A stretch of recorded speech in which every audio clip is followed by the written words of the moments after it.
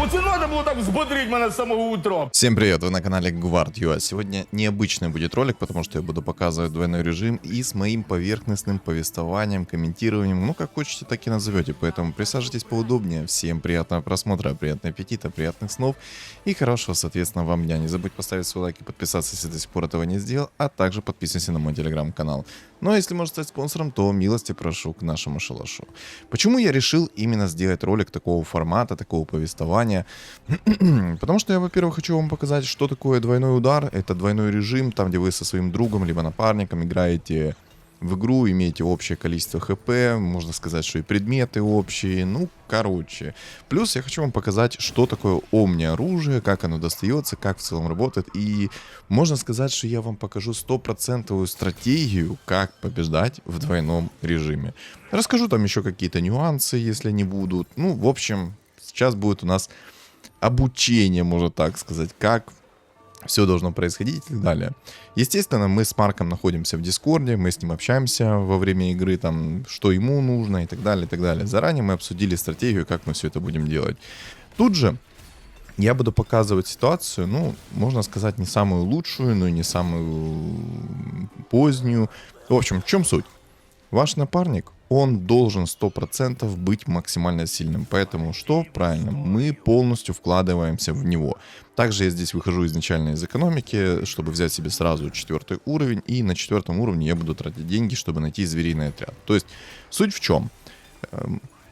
Мой напарник, он должен быть максимально сильным. Он выбрал стратегию игры через Лулу плюс Милю. Я эту сборочку показывал как отдельный ролик. На стриме я показывал о том, что это супер сильная сборка. На ней легко, соответственно, держать винстрик, камбэкать, апать рейтинг и так далее. Схема рабочая в 200% случаев. На стриме я это еще раз продемонстрировал. Я сыграл 4 игры, и в 3 играх я взял топ-1. Так, по аугментациям мы берем аугментацию на экономику, на уровень. То есть, чтобы максимально быстро найти звериный отряд. Хорошо, если звериный отряд выпал вам рано. Очень рано. То есть, допустим, вот с первых раундов вы получили полностью звериный отряд. Все, вы можете сидеть, кайфовать.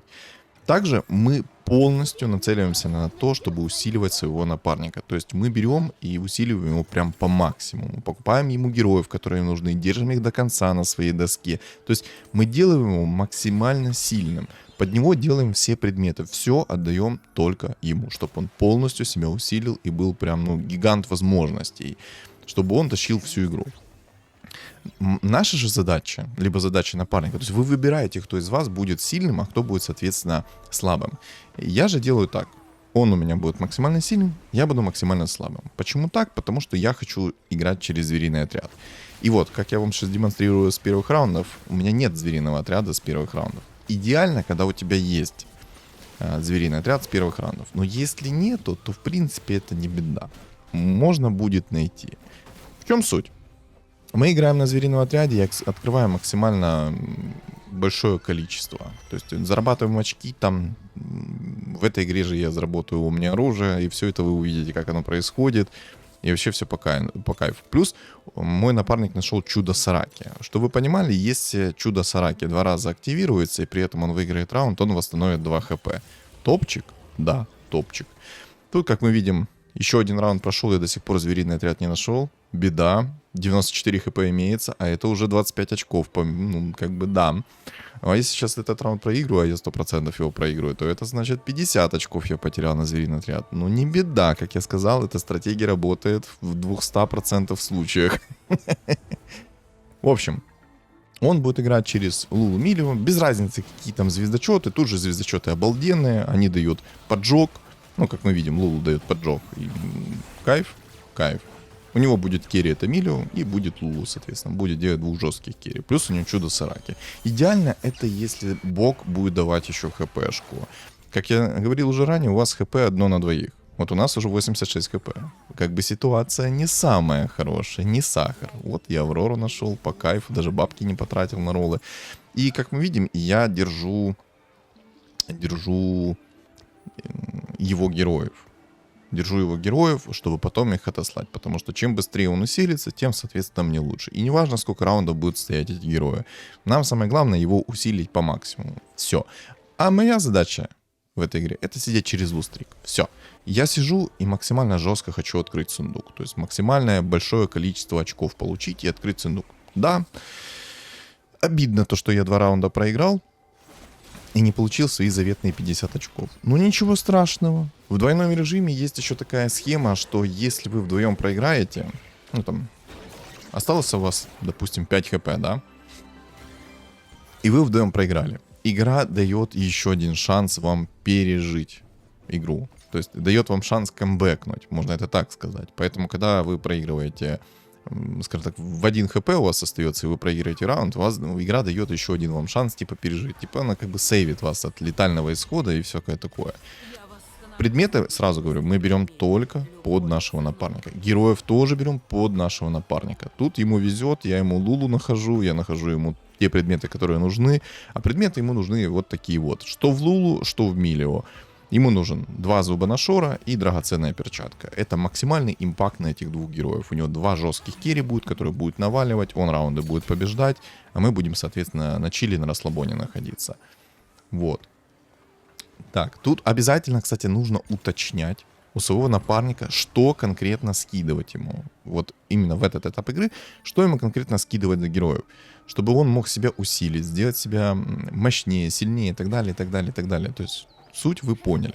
Вот он 1 зуб Нашора нашел, а у меня еще лук для него есть, поэтому когда мобы будут, он получит предметы, и я, соответственно, закину ему еще лук, он сделает еще 1 зуб Нашора. Потом он будет одевать Лулу, соответственно, сделает ее керри, у него будет 2 жестких керри, будет побеждать, будет экономить хп. То есть, как вы уже могли понять, мы проигрываем, он старается максимально тащить, камбэкать, выигрывать и так далее. И даже если в начале игры вы звериный отряд не получили, ну, хотелось бы, конечно, звериный отряд получить в начале. Если напарник находит вам, соответственно, звериный отряд, то он должен вам его скинуть. Чем раньше нашли, тем, соответственно, легче будет игра. Потому что в дальнейшем может такое произойти, что хп может не хватить, и даже вы защитите себя от летального исхода, и все как бы.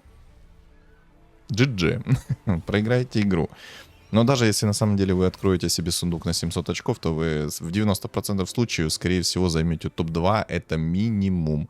Особенно если поставите еще сверху Фиору, а там вдруг вам повезет с аугментациями, которые дают вам хп-реген, именно хп-тактика. Вот, то есть есть аугментация призматическая, которая каждый раунд восстанавливает вам 2 здоровья тактика. И если ваш напарник найдет эту аугментацию, вы просто обмажетесь всем, чем только можно. И если у напарника рано придет все усиление, в конечном итоге он тоже может поставить себе Фиору и регенить себе хпшку за каждую победу в раунде. Кайф, кайф. Еще такой вот нюанс. Перед мобами нам нужно усилиться. Нам обязательно нужно усилиться. Потому что если мы мобов проиграем, для нас это очень плохо. Мы не получим очков звериного отряда, а, соответственно, хпшки потеряем. И это очень-очень важно. Тут, как вы можете наблюдать, сейчас у нас ситуация вообще не айс. У нас 65 хп. Хотел сказать, у него. Ну, у нас 65 хп. Отказываемся от любых наград. Мы сидим до талого. До талого. Хотим заветные 800 очков. Очень хотим. Так, усиливаемся на мобов. Хотим просто себя усилить по максимуму, чтобы просто мобов тащить, получить предметы, не получить в табло. Все. Стратегия, я думаю, ясна, понятна. Нам предметы вообще не нужны. От слова совсем. Есть также еще один нюанс, то что в течение игры, если вы видите, что ваши противники очень сильные, вы можете, в принципе, себя усилить. Но есть самый главный нюанс. В двойном режиме ваш напарник может приходить вам на помощь. И тут уже загвоздка получается. Потому что если вы сделаете себе крепкий стол, ваш напарник очень быстро вынесет своего противника, он же придет к вам на помощь. А соответственно, если он придет к вам на помощь, вы выиграете раунд. А соответственно, заруините себе звериный отряд. Ну, за звериный отряд я уже говорил, но вдруг кто в танке, кто не помнит, кто не слышал и так далее и тому подобное. Сейчас объясню по поводу звериного отряда. За каждое поражение вы изначально получаете 25 очков. За каждый проигрыш, ну, за каждый луз-стрик вы будете получать по 5 очков дополнительно. По 5 очков дополнительно. Итого у меня сейчас за поражение будет по 50 очков. Чем, соответственно, больше луз-стрик, тем, соответственно, лучше для вас со звериным отрядом. Вот поэтому я и говорю, что в идеале это, чтобы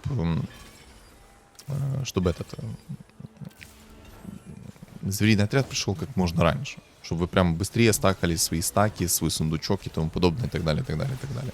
Ну и вот главный нюанс это то, что вам нужно все-таки стол делать слабым, чтобы ваш напарник не пришел на помощь. Вот, допустим, мой напарник уже побеждает, хпшку нам восстанавливает с помощью чудо-сараки.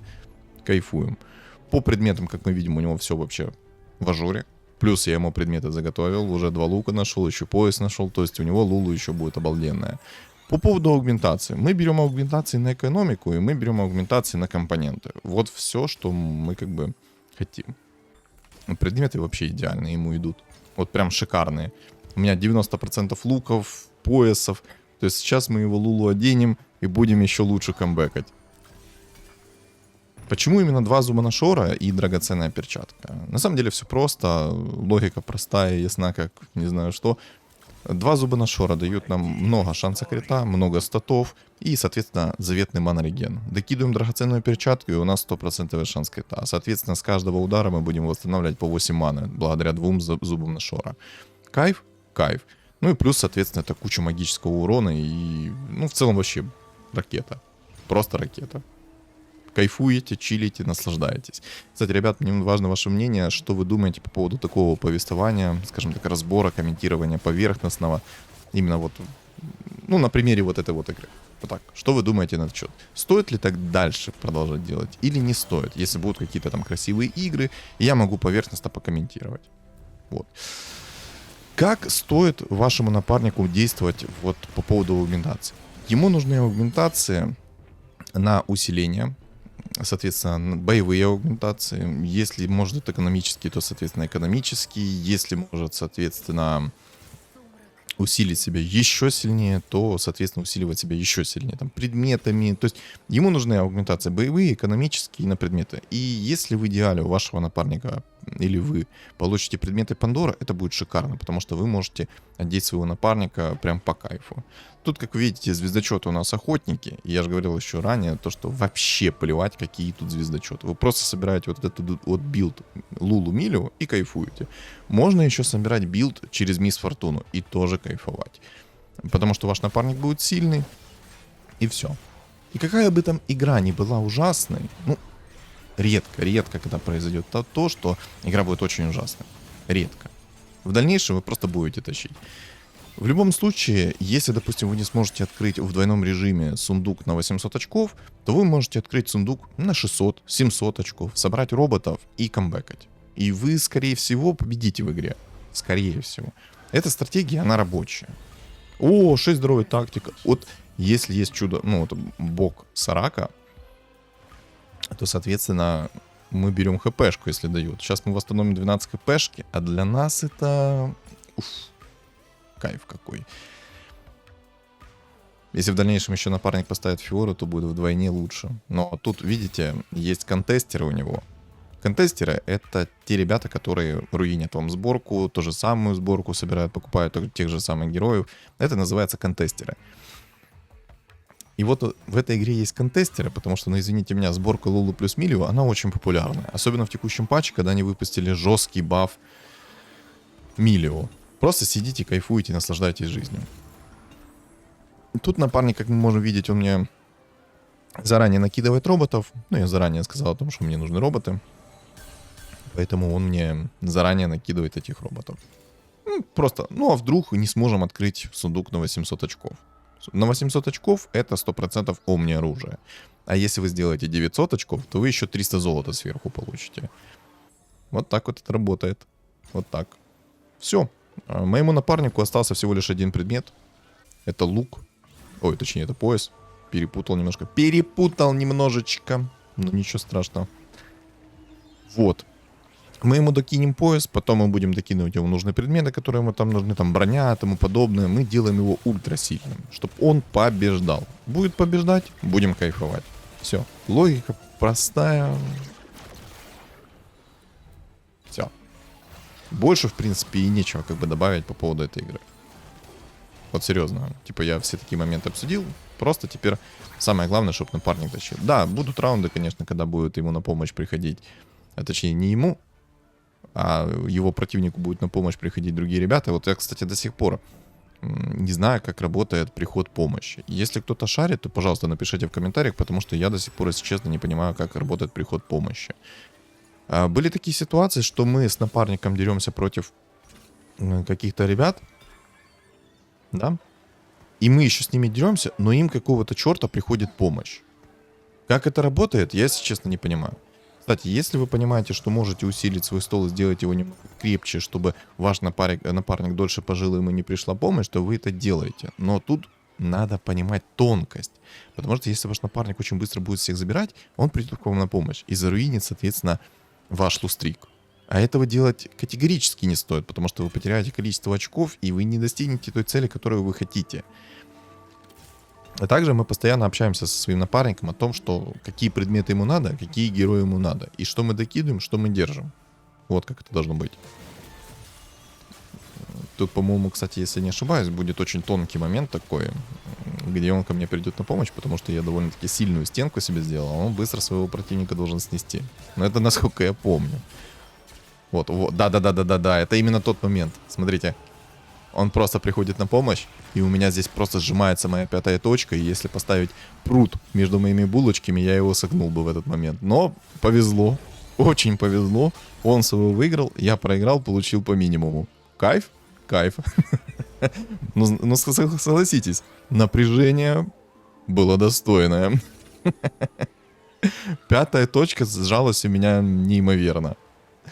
Сейчас я вот, кстати, дополнительно получаю за поражение плюс 50 очков. То есть стандартно 25, ну и за поражение, соответственно, умножаем каждый раз на 5. Вот у меня 10 лустрик, соответственно, на 5 умножаем 50 очков. Ну и 25 стандартных. По итогу я по 75 очков сейчас получаю за поражение. Но пока ситуация нормальная. Заранее по поводу того, как действовать мы можем. Можно действовать по-разному. То есть, смотрите, мы можем так же само своему напарнику помогать покупать фигуры, те, которые ему нужны. То есть на его же уровне ролиться и покупать те фигуры, которые ему необходимы, чтобы он себя усиливал. Мы можем так делать. Но стоит ли это делать? Ну, такое. Сомнительно. Не знаю, насколько это будет профитно, но сомнительно, короче. Сомнительно. Так, смотрите, напарнику там выпал не очень хороший предмет. Я, соответственно, забрал у него тот предмет и отдал ему зуб Нашора, тот, который ему нужен. Ну и дальше докидываю ему предметы, которые нужны. Ну, то есть, логику вы поняли. Просто делаем его максимально сильным. Не нужно ничего как бы экспериментировать, придумать. Вот у него уже Лулу Эмилио одета и Керри. Топчик, топчик. Все, и предметы ему закидываем дальше. Те предметы, которые ему нужны. У меня есть 2 каменных доспеха Гаргулии, ему как раз 2 каменных доспеха Гаргулии надо. Все, кайфую. Мне без разницы, что он за предметом мне дает. Вообще плевать. Плевать плюс плевать. Ну, тут, к сожалению, он проиграл, но это из-за того, что он еще не усилил своего керри. Обидно. То есть ему нужно обязательно собрать Милию и Лулу в 3 звезды. Есть, конечно, О, предметы Пандоры. Ну, вот то, о чем я говорил, что если падают предметы Пандоры, мы их берем. Потому что мы можем своего напарника усилить еще лучше и еще сильнее. Поэтому, ребят, если предметы Пандоры падают, берем. Берем и еще раз берем. Так, тут я этот предмет беру, разбираю на частички. У меня есть броня, я об этом говорю. Но он сделал себе коготь дракона. Ну, в принципе, ничего страшного. Ему, по сути, только одеть танков надо. Я ему уже заранее, в принципе, закидываю то, что ему надо. Все. Я предметы беру без разницы какие. Типа, мне вообще не важно сейчас, потому что у меня предметы Пандора, они каждый раунд будут меняться, и все, как бы. Пофиг плюс пофиг. Так. Тут он мне разобрал коготь дракона и закинул себе 2 каменных доспеха Гаргулия. В Джакса надо 2 каменных доспеха Гаргулия, а 3-й предмет уже, ну, смотрите, какой вам нужен. Ну, плюс несокрушимых там он все равно доставляет, так что кайфует. В принципе, все. У меня уже 500 очков сейчас будет. Дальше 600 очков будет. Там метовая Акали. Ну, ничего страшного. И на самом деле, самое главное, когда вы играете в двойном режиме, и один человек играет через звериный отряд, это не очковать. Потому что если вы будете сидеть на очке, у вас будут огромные проблемы. Огромные. Потому что вы можете смотреть на свое хп и думать такие, блин, у меня так мало хп осталось, может открыть ящик сейчас? Но нет, вы сидите до талого. Сидите до талого, не спешите. Просто, ну, наслаждайтесь своими проигрышами. Можете там открыть фоном ютубчик, и просто сидеть смотреть фоном ютубчик еще сверху. То есть, ну, логику вы поняли. Просто сидите и ждете. Ждете своих заветных очков. Но, естественно, не забывайте за своего напарника, постоянно покупаете ему нужные фигуры, и с этим максимально внимательно. Я же тут, как видите, я выбрал стратегию такую. Я сижу через полный слабый стол, он сидит через сильный стол, и я иду при этом в уровень. То есть я ему не помогаю кого-либо ролить. Он сам наролит всех. Спокойно сам себе наролит, и все. Ну, как бы, можете наблюдать за его столом, как его Милево и Лу разваливают. Как-то так. Идеально, конечно, это когда чувствуете силу своего стола, и вы знаете, что вы можете получать по минимуму, и при этом ваш напарник не придет вам быстро на помощь. Вот это вот идеально называется ощущение баланса. То есть, чтобы вы прям по минимуму получали. Тут без разницы, что я беру. Я выбираю Сараку. Почему? Потому что, когда придет усиление Сараки, то есть, когда будет дар бога, когда вот выбор предметов она предложит, там, типа, можно паролить их, можно бабки получить, либо же компоненты. Мы, соответственно, сидим и выбираем эту Сараку чисто из-за того, что она даст потом в конечном итоге за каждый раунд по 1 хп. То есть, а если 2 напарника выберут эту Сараку, то, соответственно, что? Соответственно, вы будете получать еще дополнительно по 2 хп. Кайф? Кайф. То есть Сарака, когда выбираешь ее благословление, она будет давать вам хпшку в конечном итоге. Это топчик. Тут я сейчас, если что, делаю вот такие вот махинации, потому что я очень опасаюсь тем, чтобы мой напарник не был ультрасильным. Предметы заранее собираю, потому что, ну, мало ли что произойдет. Мало ли. Делаю еще слабее себе стол, потому что, ну его в баню. Я переживаю, мне хочется открыть сундук на 800, поэтому, ну, как-то немножечко стрёмно. Стрёмно то, что придет мой напарник и заруинит мне. Это будет обидно. Так, ну в целом, смотрите. ХП у нас до хрена. И мне осталось всего лишь 1 раунд проиграть, по сути. Проигрываю 1 раунд, кайфую. А мой напарник выигрывает. Вдвойне кайф. Плюс у него еще чудо Сараки. Плюс сейчас, когда дар бога придет, мы еще будем хпшку восстанавливать. Это вообще по кайфу сейчас будет. 95 очков я уже получаю за поражение. Кайф. Плюс кайф. Милио мне выпало, я ему скинул Милио. Соответственно, он Милио сейчас соберет уже в 3 звезды в скором времени. Предметы закидываю так заранее. На самом деле, когда у меня оружие падает, вообще плевать на ваши предметы. Можете собирать, что хотите. Он, кстати, Лулу собрал. Быстрее, чем Милио. Ну, потому что у него там контестер есть, и из-за этого не очень хорошо. Он, соответственно, говорит, какие предметы ему нужны, я ему предметы докидываю. Все. Как-то так. На самом деле, двойной режим — это, можно сказать, простой режим. Он очень интересный, это двойной режим. Простой. Кстати, по поводу обмена предметов и тому подобное я не сказал. Эмблемами меняться в данном режиме вы не можете. Артефактами эксклюзивными вы не можете обмениваться. Также вы не можете, допустим, компонент обменять на цельный предмет. Вообще не можете. То есть, либо цельный предмет на цельный предмет, либо компонент на компонент. Это так работает. По поводу героев. Героя 1, 2, 3 тира вы можете, соответственно, раз в 3 раунда кидать. Героя 4, 5 тира, соответственно, раз в 5 раундов. То есть, знаете, вот этот вот моментик. Тут я сейчас ищу предметы, ну не предметы, я тут ищу голду. Я хочу 30 монет получить, но судя по тому, сколько я уже слил, как-то не очень хочется. Обидно, что, конечно, есть... Знаете, это по закону подлости. Когда мне нужны деньги, мне деньги не падают. Потому что я хочу в 10 выйти и попробовать какую-то легендарку собрать в 3. Ну, раз у меня оружие будет, то почему бы не развлекаться? Вот типы там, я думаю, сейчас сидят и думают такие, боже, какие они слабые. Но на самом деле, ну... Сейчас просто у меня оружие открывается, и я любым героем могу выигрывать. У меня оружие не контрится ничем. Даже легендаркой в 3 звезды. Вообще не контрится. Даже если Фиору поставите на 1 на 1, и там будет синергия божественный дуэлянт, это не поможет. Вообще не поможет. Мне осталось 8 очков. У нас 8 хп. И то, о чем я говорил, что в двойном режиме вы можете расслабить свои булочки. Почему? Потому что, ну... В двойном режиме есть сейф от летального исхода. Поэтому... Спокойно себя чувствуете. Вообще не паритесь. Он, кстати, контестер. Милио в 3 звезды собрал каким-то чудом, несмотря на то, что Марк на 6 уровне ролился и искал. Кайф? Кайф. Ну, скиллуха всегда присутствует. Я тут смотрю и наблюдаю за его столом, переживаю максимально, потому что, ну, не хочется, чтобы он проиграл раунд. Но по итогу он выигрывает раунд. Кайф. ХПшку восстанавливает нам. Мы не вылетели.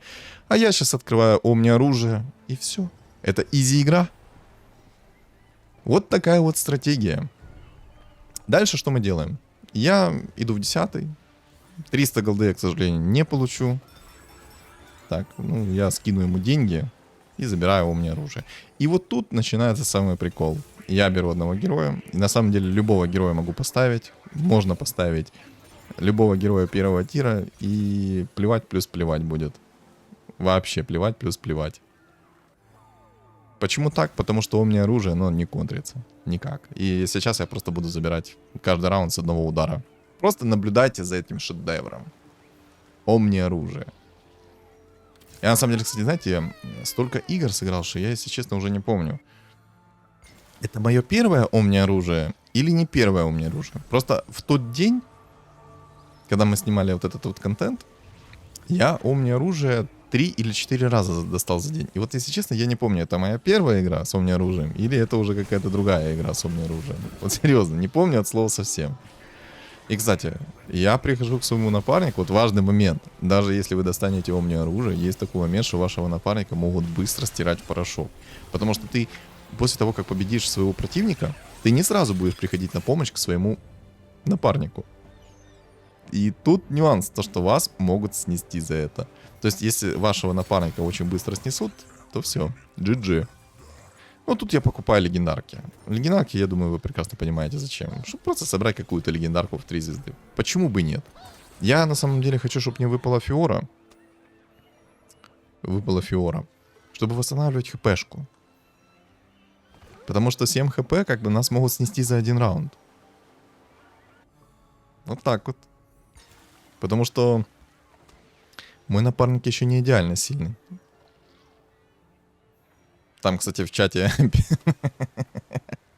Не, ну надо себе прорекламить. Ну надо. Там, если кто вдруг не понимает, типа, противник пишет: хорошая удача, можешь продать это? Я пишу: нет, не могу. И написал, соответственно, подписывайся на мой YouTube. Он в телевизоре. И вот, знаете, когда вы получаете омни оружие, то 5-я точка все равно сжимается, потому что, ну не дай бог, твой напарник отлетит быстрее, чем ты придешь к нему на помощь. Не дай бог. Это очень рискованно. Но на самом деле мы сейчас уже хпшку восстанавливаем, плюс дар от бога восстанавливает нам хпшку каждый раунд, плюс у него чудо Сараки срабатывает, он восстанавливает хпшку. То есть идеально, когда приходит чудо Сараки. Идеально. Потому что с чудо Сараки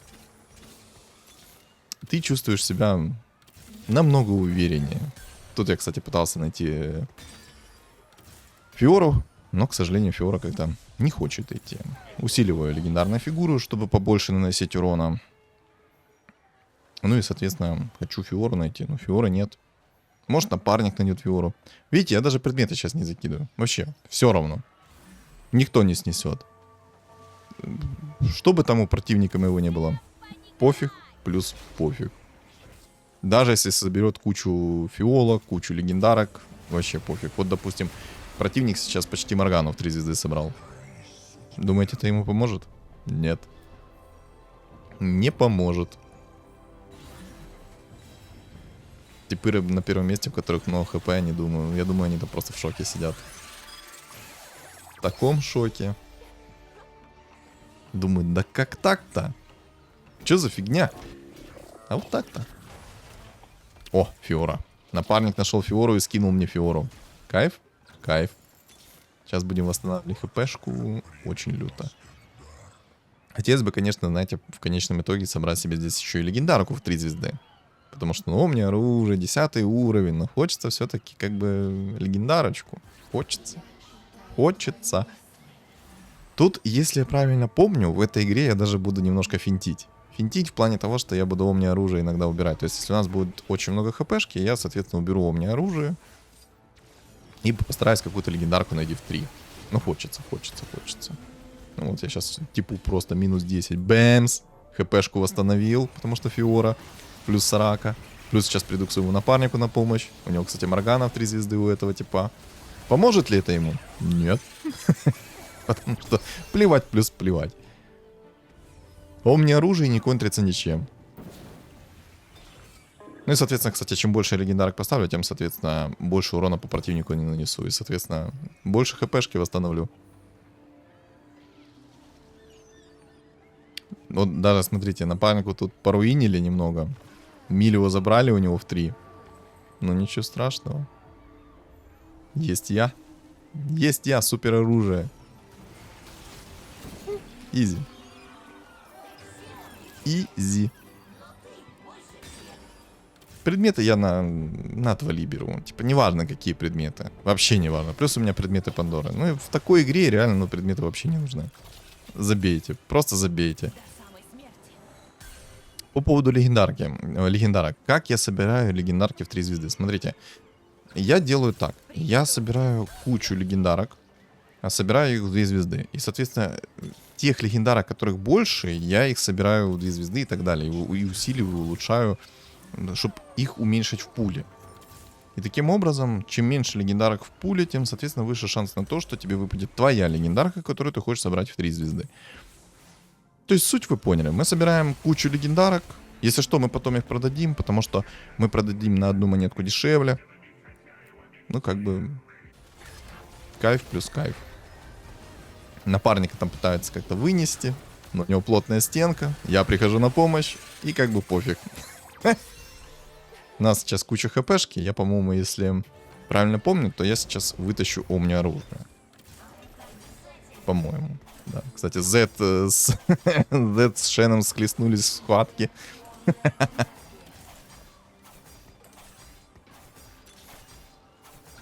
Мне там писали, что типа по лору игры Шен и Z друг друга недолюбливают. Ну вот как бы они, видите, дерутся между друг другом. Предметы без разницы какие беру. Надо, кстати, собрать кучу предметов, потому что у меня уже инвентарь весь заполненный. И когда будет инвентарь полностью заполненный, я не смогу ничего делать. Так, тут у чувака Моргана. Самый могучий робот в 3 звезды. Просто закидывал ним оружием и все. Я закинул чисто, чтобы еще больше хпшки себе отрегенить сейчас. Но, по-моему, я один раунд специально сделаю так, чтобы мы проиграли. Дать им, скажем так, мнимую надежду. Ну, просто на самом деле я хочу легендарку в 3 звезды собрать здесь. Хочу Барда собрать в 3 звезды. Но, к сожалению, что-то Бард мне вообще не идет. Фиора идет. Бард не идет. Так, напарник мне Барда скидывает. Кайфуем.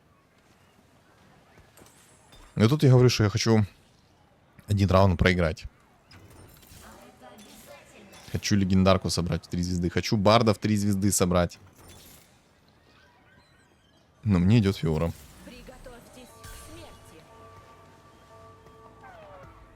Ну, ладно. Кстати, у меня оружие, если что, предметами Пандоры не переделывается, но я на всякий случай уберу. Мало ли. Вдруг он переделается, и там выпадет мне какая-то дичь. Но я думаю, что у меня оружие не переделывается. Поэтому не выпадет какая-то дичь. А тут снесли. Дали им надежду. Они думают такие: ха-ха-ха. Мы сейчас всех снесем. Тип на 2 фиолках в 3 звезды думает: вообще, все, это наша игра. Но тут я прекрасно уже понимаю о том, что не видать мне легендарки в 3 звезды. Не видать. Не хочет идти. Вот вообще не хочет идти. Заветный Бард, которого я так пытаюсь собрать, не хочет собираться. Возможно, мне стоило в этой игре, знаете, как поступить? Это просто сидеть дальше 50 монет, потихонечку сроливать 50 монет и потихонечку скупать все легендарки, которые идут. Все. Ну, омни оружие закидываем в Барда и с одной тычки побеждаем. Давайте. Щелчок Таноса чисто. Давай. Конечная. Бэмс. Бэмс. Ну, это жестко. Это слишком жестко. Да. Оба. Оба. Что с Бардом происходит? А происходит то, что у него Моргана и самый могучий робот в 3 звезды, а у меня Бард постоянно стакает свое у меня оружие, постоянно увеличивается в размере, постоянно становится сильнее. Уже у него 30 тысяч хп.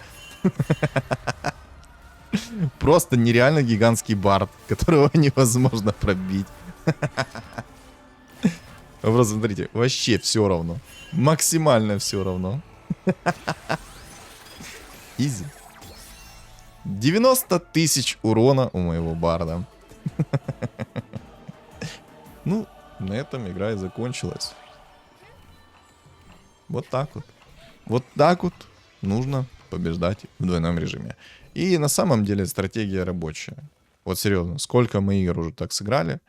Вот чтобы вы понимали, то у нас был Изумруд 4, 0 очков. А сейчас у нас Изумруд 1, там, по-моему, 40 или 50 очков. Вот. Вот такая вот игра, ребят. Жду ваш фидбэк в комментариях, как вам такое повествование, как вам поверхностное комментирование, насколько это было интересно и все такое. Да, я прекрасно понимаю, что не живые эмоции, но все равно, как вам такое комментирование? Стоит ли еще так делать или не стоит так еще делать? В общем, жду фидбэк в комментариях, а так... Что думаете по поводу этой игры? Напишите в комментариях. Не забудьте поставить лайк и подписаться, если до сих пор этого не сделали. Также подписываемся на мой телеграм-канал. Все ссылки закреплены в описании под видео, в комментариях под видео и на экране появится QR-код. Всем спасибо за просмотр и всем удачи!